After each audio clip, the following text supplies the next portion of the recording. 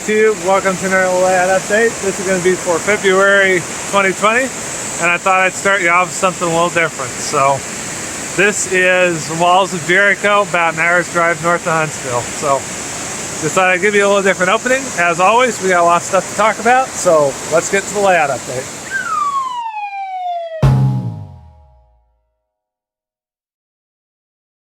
Alright, so pardon the mess, but it's been a month and I figured I'd just go ahead and do it. So we got a whole bunch to talk about. First up, is it? Yeah, it's recording. Alright, first up, been tackling the 120 volts, so we've got I got a couple single pole, single throw light switches here. The one on the left comes out there up and up to that. And I'm going to get a bunch of those LED fixtures that I've got up there, and that is going to be the layout lighting, so I don't have to have that thing on. And then once we find a couple fans we got stashed somewhere from the move, we are going to swap it out, and then I'll be able to have one of those wall switches control the fan and the air control lights, which would be awesome. Once I get the lighting up, I won't need to turn that thing on to see, and then it'll be a whole lot better. So. And the other one is going to be power to the layout. So lighting, layout. And the concept is you flip it on and all the Romex underneath the layout, all that powers up and everything powers on. So I can come in if I want to work. I just turn the lights on and leave the track power off. If I want to just run trains at night, I flip the track power off on and leave the lights off. If it's the daytime I want to do both, then just flip them both on. And these are going to be more work lights because the day to night transition is going to be done via Arduino. So, which I'm going to build a little niche for that, and I'll get to that here in a minute. So, anyways, that's about it on this side. Continuing on, if we kindly ignore all the stuff piled on the table, then putting feeders down.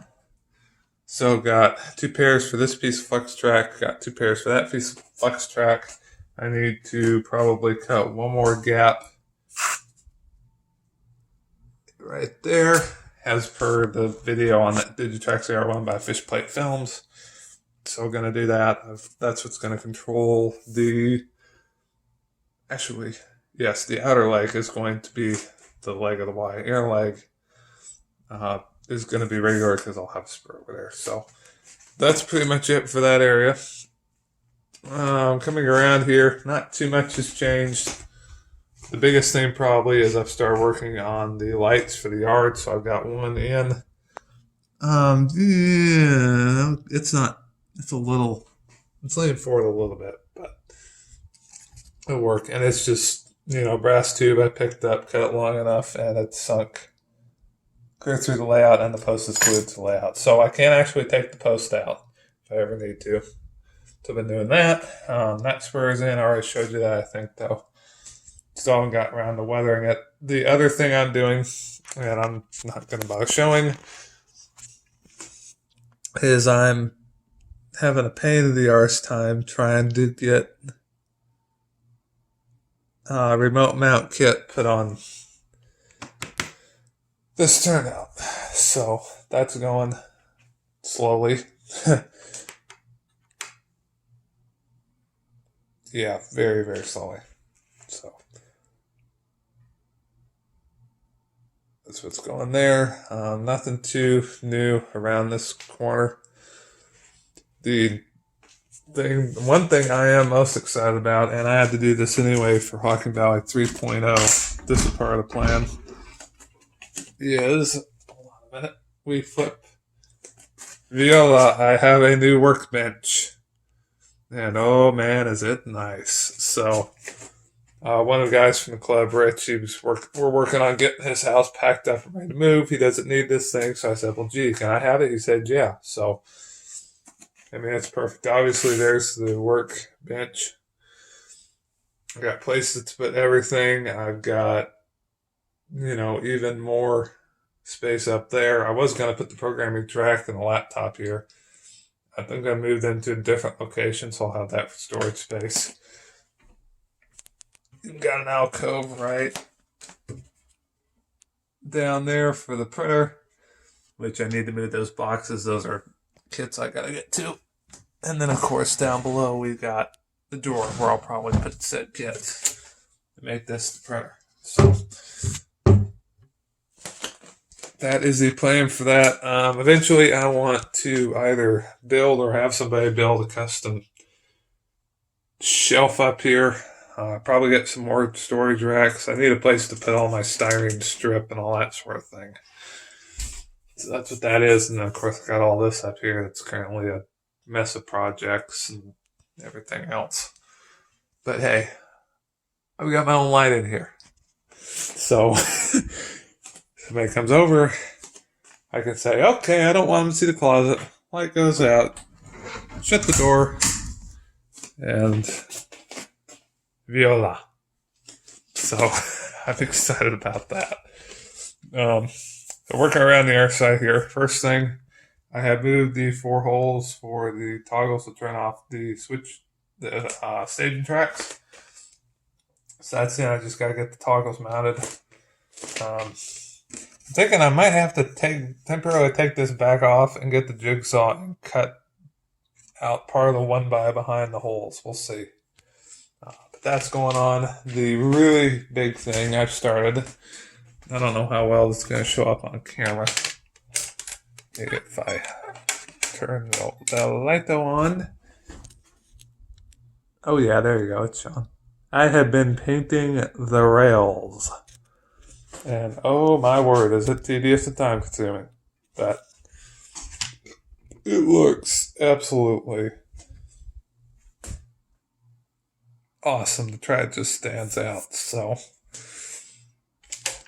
same grimy black color I usually use for my wheel faces. My homemade version of grimy black. I think it's pretty close, but I have still got this track to do. The other 3 have gotten pretty much to the turnout. So like here, and then right there, and right there, underneath the lamp. So got all this other stuff to go. So, yeah, is what it is. A couple of new purchases. Well, let's just say lend to pay him for later. Let's put it that way. But including 2 BLI SD7s and 2 Atlas Roco F7As in Pensy, which I'll show those on a mail call because Ben bought those for me off of FedEx. So I'll throw them in with the mail call video for an order I got come from Charlie's and a couple other places. So this is going along. This curve is going to have to be tweaked. I'm going to have to move the cork. That's 24 radius snap track that I borrowed from Nolan's. And if we line up at the turnout, coming off of the Pico number 7, curves around and whatnot, it comes back into the cork, so this part's fine. But this is going to have to get moved that away. And then probably touched up with some more paint or something like that. So, oh well. We'll see what we get. So go on there. The biggest thing I'm super excited about, though, is that curve is in. The cork is in. The track is in. The only section I have left to drop feeders on is this little piece of track, turnout, the curve, and clear through that one. I haven't completely run the bus yet. I got the wire for it. I've got the wire from All Electronics with a bunch of 8-position terminal blocks on the way. So I just got to sit down and do that once everything shows up. Get those in and spliced, and hopefully, I can finally get that done. So that's what's been going on here. not too much has changed with this. I got all 3 tracks, so I mean technically I can run op sessions on here. I have to either back in or back out staging depending on which direction, but so I'm at the point where I actually can do that. I just gotta get some other stuff out of the way. So in the meantime, I've got push pins serving as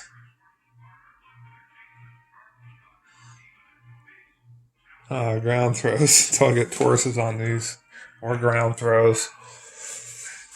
But the kind of goal, if you want to call it that, since I'm at this point looking at about a month stuck inside because of the stupid corona, I do want to get that curve finished up, get a couple of my projects, and try and get that 120 volt finished, and then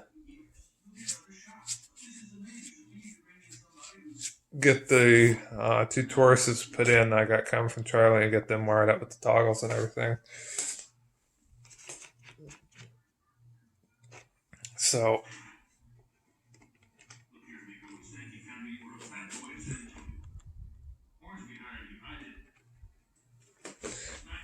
that's the plan. I got a Taurus on this. I got a Taurus on this one. No, wait, that's the loose one. Got a Taurus on this one. Got a Taurus on this one.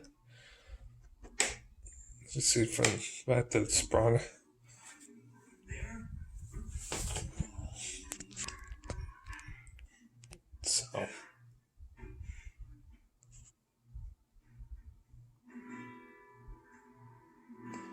So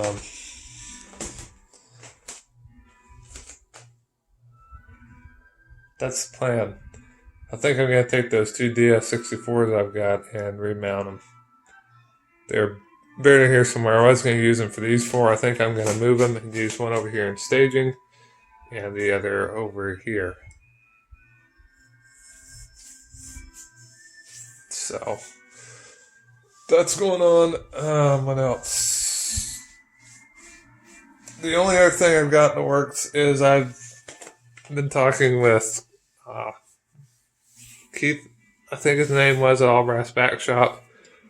And I'm going to go ahead and send my big boy in. He's going to get it fixed up. So, and just FYI, for those of you who don't know, our new subscribers, I've got a Riverosset big boy with lock sound I picked up at a show about 5 years ago, secondhand. And I had some issues with it. I opened up, popped the hood, and the guy had snipped the rear tube pickup. The 2 pickups from the rear set of drivers, and there are no tender pickups, so this thing just isn't getting enough juice to even turn. So I'm going to set it up there, and he's going to get that lead picked back up, get tender pickups added, add a couple capacitors and resistors in there, so it's all has a good storage bank of current, and hopefully move the sound decoder into the tender because it's in the locomotive right now. So that's the plan with that. It'll be so nice to have that thing. It's been sitting in the box for years at this point, so to have that out, that's going to be awesome. And I did a locomotive count. I think UP stuff. I've got the 2 SD7s I can use for the schedule freight and the coal drag. I've got the Union Pacific F7A and B for the passenger. I've got the Atlas Roco S2 I can use for switching as soon as I actually get the decoder in it. Well, actually I've got the IHC 282 I can use for switching. I just gotta fix the couplers. So yeah, that's going to do it. I'll show stuff on the workbench a little later on, but I just want to let you guys know what's up since it's about time for my monthly layout update. So, as always, the real people, comment, like, subscribe, click that bell icon. When you do, you'll get notified whenever I upload. Thank you for continuing. Thank you for joining. And as always, take care. God bless. And I will see you on the next video.